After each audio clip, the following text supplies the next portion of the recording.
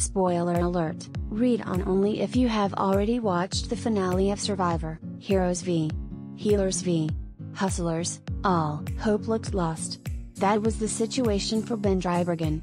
The former Marine had repeatedly saved himself in Survivor, Heroes v. Healers v. Hustlers by dropping bombs all over the tribal council set in the form of hidden immunity idols, but once there were no idols left to play and he lost the last challenge due to an upside down U, it seemed over. There was no way Chrissy, Ryan, and Devin would not vote out the game's most dangerous player. But then a new Final Four twist forced a fire-making challenge and gave Ben a second chance, and he didn't waste it, defeating Devin and then winning the jury vote over Chrissy and Ryan to take home the pick for $1 million and the title of sole survivor. How confident was Ben that the jury would reward him with the win, and what does he make of the controversial twist that got him to the end?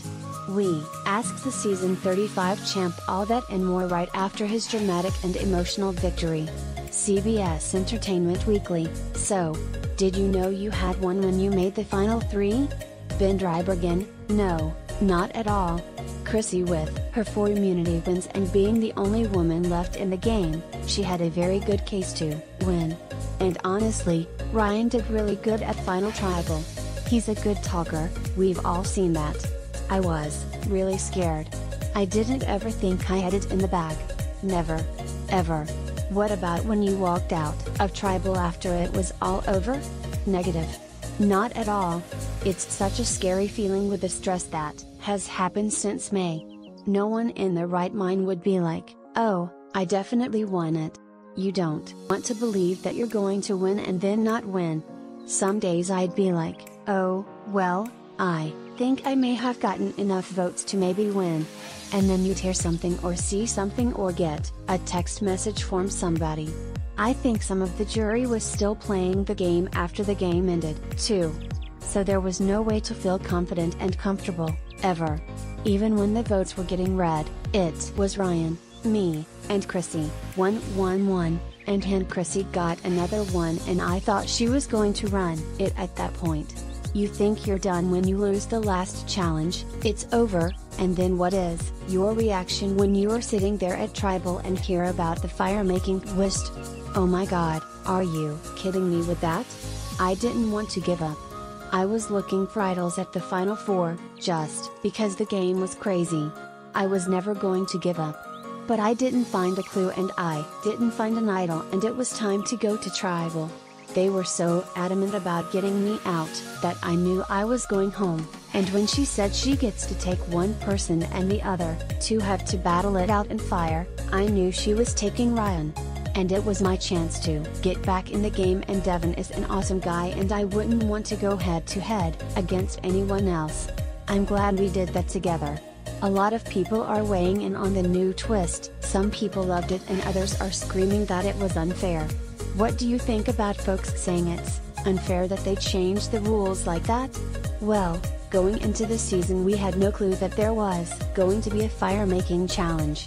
There was never any talk of it, there was never a what if or anything like that, so it was fair across the board for everybody, because you couldn't take that into your strategic game, or your strategic end game. Survivor, Jeff, they threw that on us as you guys saw it. And I think it brings a new element onto the game. There are people taking goats, and at Final Four traditionally some of the big-time players at 4 and 5 start going out, and it's just because they're outside of the numbers like this season with me. I was your typical 6th, 5th, 4th boot and just couldn't do it, so I think it creates more dramatic, tense situations for the show by having that fire. How tough would have been to lose $1 million thanks to an upside down U? Laughs, that was heartbreaking. I had it and thought I put all the letters straight up and down the way they were going to go, and I made one simple mistake. That hurt. That was a kick in the groin area and I knew I was done. I shed some tears out looking at the ocean and was like, well, now you got to show that you're a good sport and you're going to lose with grace, but you're not going to give up either. Let's play a game of Survivor What If? Let's say Devin beats you in the fire-making challenge and puts you on the jury. Who do you vote for among Chrissy, Ryan, and Devin. It would have to come down to who could own the Ryan-Devin feud that would eventually have erupted at Final Tribal. But then you look at Chrissy, and I think the problem with Chrissy was that while we all made mistakes and played personal this year, I think she just kind of rubbed people the wrong way. She's playing the game though. We all screwed up. We were all mean, and let things get taken a little too far, but that is the game. You get so trapped inside the game. If Joe says something about the Marines, I should be able to just push it aside.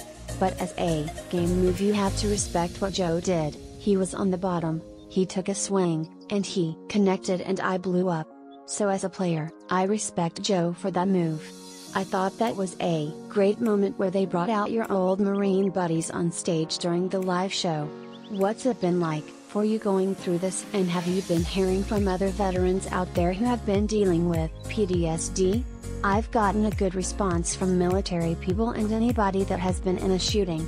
Some people from mass shootings have reached out to me and said thank you. Like my buddy said, if this can pull just one vet out of a bad spot, then it was worth it. How difficult was that to talk about on TV? I didn't think they were going to show it. And there's been so much encouragement from vets and everyone that you just have to step up, and now this is my role. And if I can do this and help people out, then 100% I'm on board. What are you going to do with the money? I'm going to put it away and figure out what the heck to do, because this is more money than I've ever thought about. So we're going to stash it away for 3 months and live our life and figure out how we can save instead of how we can spend it. They've had winners come back to play again before. Would you come back and do this all over again? Oh, yes.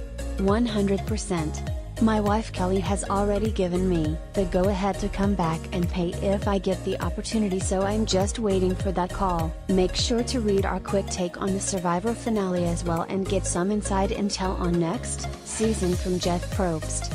And for tons more finale coverage, follow Dalton on Twitter at